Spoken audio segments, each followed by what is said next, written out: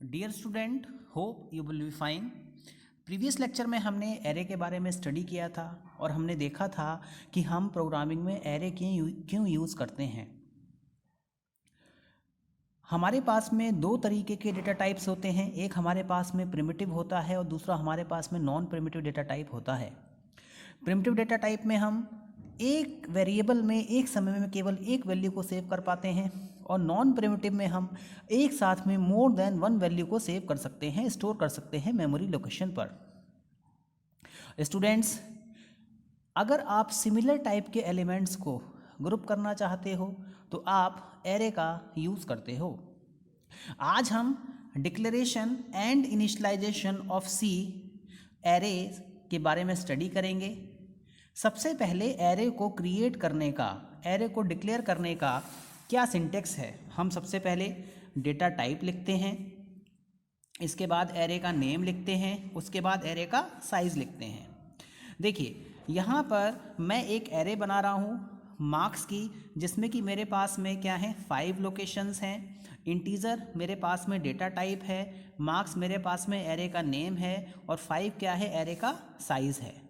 तो यहाँ पर मेरे पास में मैंने एक मार्क्स नेम की एरे क्रिएट की है जिसमें मेरे पास में क्या है 5 लोकेशंस हैं। ये जितनी भी लोकेशंस होती हैं ये सेम नेम को शेयर करती हैं। इट मीन्स ये जो नेम है ये क्या है, यहाँ पर शेयरेबल है। ये नेम यहाँ पर क्या हो रहा है, शेयर हो रहा है।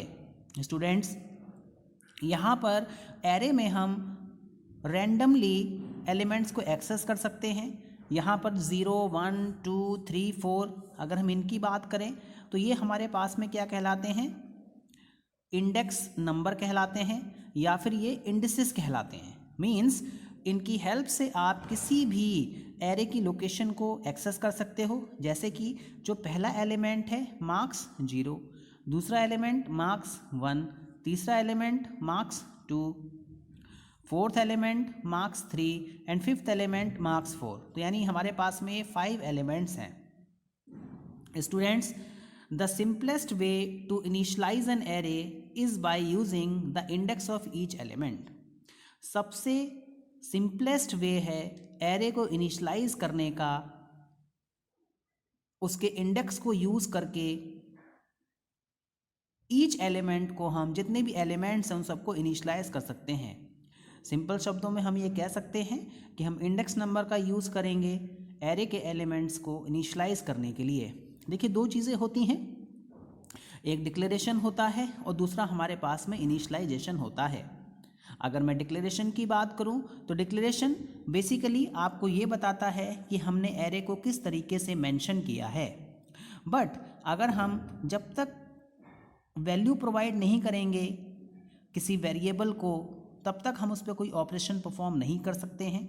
इनिशियलाइजेशन एक ऐसी प्रोसेस है जिसके थ्रू आप एक वेरिएबल को वैल्यू प्रोवाइड करते हो जिस पे कि आप आगे जाके ऑपरेशंस को परफॉर्म कर सकते हैं। तो यहाँ पर मेरे पास मार्क्स 0 है जिसको मैंने 30 वैल्यू दी, मार्क्स 1 है जिसको मैंने 60 वैल्यू दी, मार्क्स 2 है जिसको मैंने 70 दिया, मार्क्स 3 है जिसको 85 दिया और मार्क्स 4 जिसको 75 दिया। इट मीन्स ये वैल्यू यहाँ पर आके स्टोर हो जाएंगी। 30 है, 60 है, 70, 85 एंड 75। अब देखिए, यहाँ पर जो नेम है वो क्या है, शेयरेबल है, बट यहाँ पे केवल इंडिसेस चेंज हो रहे हैं। तो ये बात आपको ध्यान में रखनी है कि जो इंडेक्स होता है वो आपको उस पर्टिकुलर एलिमेंट को बताता है। ये जो नेम होता है एरे का वो आपका शेयरेबल होता है। स्टूडेंट्स, अब हम एक प्रोग्राम देखेंगे। देखिए, यहाँ पर सबसे पहले हमने क्या किया,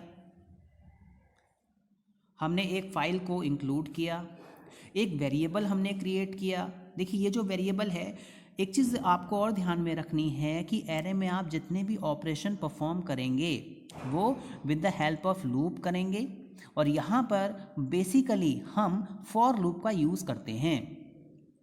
तो यहाँ पर जो आपने वेरिएबल लिया है वो आपने फॉर लूप के लिए लिया है, ट्रैवर्स करने के लिया है, क्योंकि हमें सारी लोकेशंस को ट्रैवर्स करना है। देखिए स्टूडेंट्स, मेमोरी में एक आई नेम का वेरिएबल क्रिएट होगा जिसमें आपने 0 को सेव कर दिया, इसके बाद में हमारे पास में यहाँ पर मार्क्स की 5 लोकेशन सेव होंगी, 1 2 3 4, इंडेक्स नंबर 0 है, 1 है, 2 है, 3 है, 4 है। देखिए मैंने अभी आपको बताया था ये क्या है, एरे को डिक्लेयर कैसे किया जाता है। सबसे पहले हम डेटा टाइप लिखते हैं, उसके बाद हम एरे का नेम लिखते हैं और फिर हम एरे का साइज़ लिखते हैं। Student marks 0 first position, it means 10 यहाँ पर सेव हो गया, यहाँ पर 20 सेव हो गया, यहाँ पर 30 हमने सेव किया, यहाँ पर हमने 50 सेव किया और यहाँ पर हमने 60 सेव किया। इट मीन्स यहाँ पर जो भी हमारे पास में 5 एलिमेंट्स हैं उन सबको हमने यहाँ पर डायरेक्ट इनिशियलाइजेशन किया है। देखिए ये जो हम एग्जांपल ले रहे हैं ये आपका डायरेक्ट इनिशियलाइजेशन है। देखिए 2 तरीके के इनिशियलाइजेशन होते हैं, एक होता है आपका डायरेक्ट इनिशियलाइजेशन और दूसरा होता है आपका इनडायरेक्ट इनिशियलाइजेशन।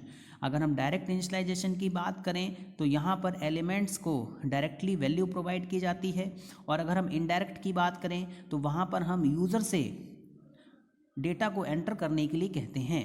अब नाउ स्टूडेंट्स यहाँ पर हम एक फॉर लूप क्रिएट करेंगे और जो भी वैल्यूज़ हमने यहाँ पर एरे में सेव की हैं उन सबको हम प्रिंट करेंगे। एक चीज़ हम आपको ध्यान में रखनी है, हमने फॉर लूप क्रिएट किया फॉर i इक्वल टू 0, हमें कहाँ तक जाना है, i इज़ लेस देन 5 तक। उसके बाद में हमें यहाँ पर i प्लस प्लस लिखना है।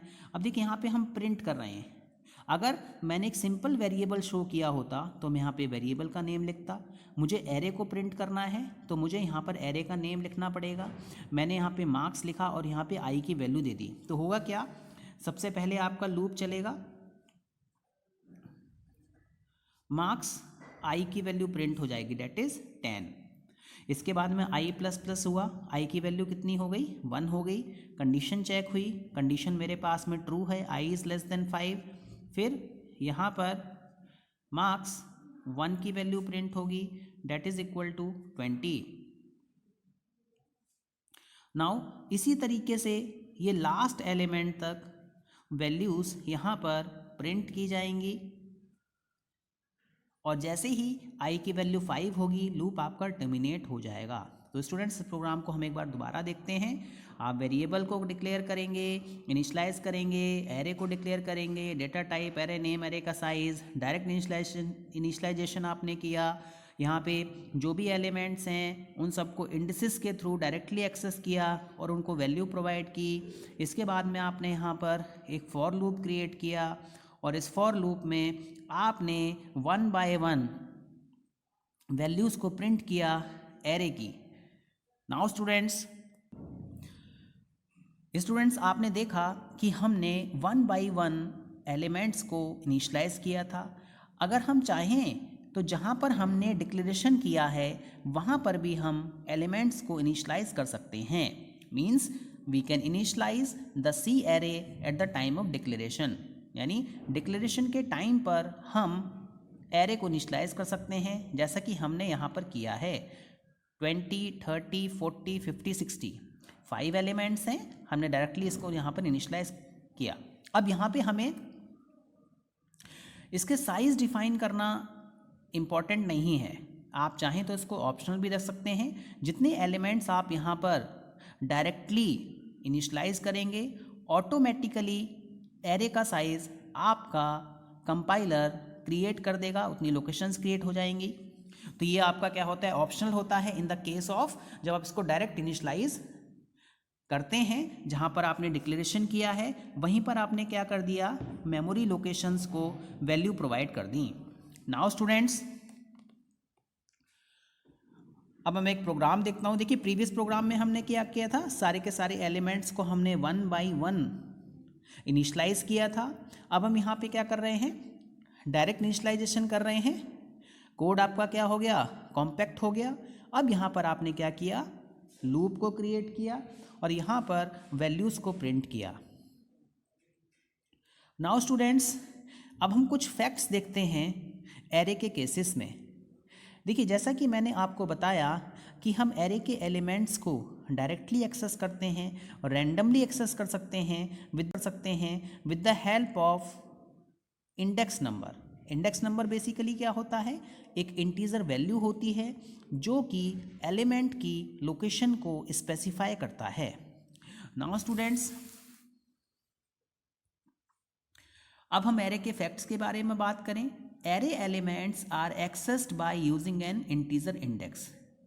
जितने भी एरे एलिमेंट्स होते हैं उनको आप इंटीजर नंबर, जिसको कि हम इंडेक्स कहते हैं, उसके थ्रू एक्सेस कर सकते हैं। डायरेक्टली एक्सेस कर सकते हैं, रैंडमली एक्सेस कर सकते हैं, 1 बाय 1 एक्सेस करना चाहें तब भी आप इस इंडेक्स नंबर के थ्रू उस एलिमेंट को एक्सेस कर लेंगे। एरे का जो इंडेक्स है वो 0 से स्टार्ट होता है और उसका साइज कितना होता है, n-1।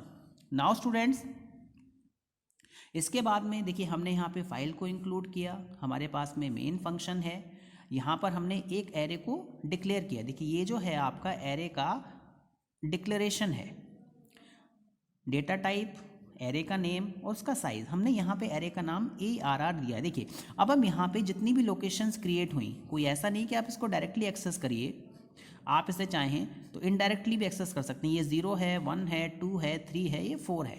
सबसे पहले हमने क्या किया, ARR 0 यानी इसको वैल्यू प्रोवाइड की 5। इसके बाद हम डायरेक्टली इस लोकेशन पे आ गए। ARR 2 इसका मतलब थर्ड एलिमेंट, यहाँ पे हमने क्या किया, -10 प्रोवाइड कर दिया। 3/2 देखिए इंटीजर है, इंडेक्स नंबर किस तरीके का होता है, इंटीजर होता है, तो इसको 3/2 करेंगे तो 1.5 आएगा, लेकिन एक्चुअल में ये वैल्यू कितनी, पोजीशन कितनी होगी, 1 होगी। तो यहाँ पर हमने क्या किया, 2 से इस लोकेशन पे 2 सेव कर दिया। इसके बाद में हम इसको इस तरीके से भी इनिशियलाइज कर सकते हैं, मींस ARR 0 की अगर हम बात करें तो यहाँ पे क्या वैल्यू है, 5 वैल्यू है। इस 5 वैल्यू को हमने क्या किया, ARR 3 को असाइन कर दिया। तो हम इस तरीके से भी डायरेक्ट एलिमेंट्स को इनिशियलाइज कर सकते हैं। अब हम यहाँ पे क्या करते हैं, देखिए हम डायरेक्टली प्रिंट कर रहे हैं। यहाँ पे हमने लूप नहीं चलाया, हम डायरेक्टली नंबर्स को उनके इंडेक्सेस के थ्रू, इंटीजर वैल्यू के थ्रू एक्सेस कर रहे हैं, इंडेक्स नंबर के थ्रू एक्सेस कर रहे हैं। तो print F %d %d %d %d ARR 0 को प्रिंट किया, ARR 1 को प्रिंट किया, ARR 2 को प्रिंट किया, ARR 3 को प्रिंट किया। तो यहाँ पर जो भी वैल्यूज़ हैं 5, 2, -10, 5, ये वैल्यूज़ यहाँ पे प्रिंट हो जाएंगी। तो स्टूडेंट्स, आज हमने इनिशियलाइजेशन और डिक्लेरेशन ऑफ एन एरे के बारे में स्टडी किया। मैं आशा करता हूँ कि आपको लेक्चर समझ में आया होगा। धन्यवाद।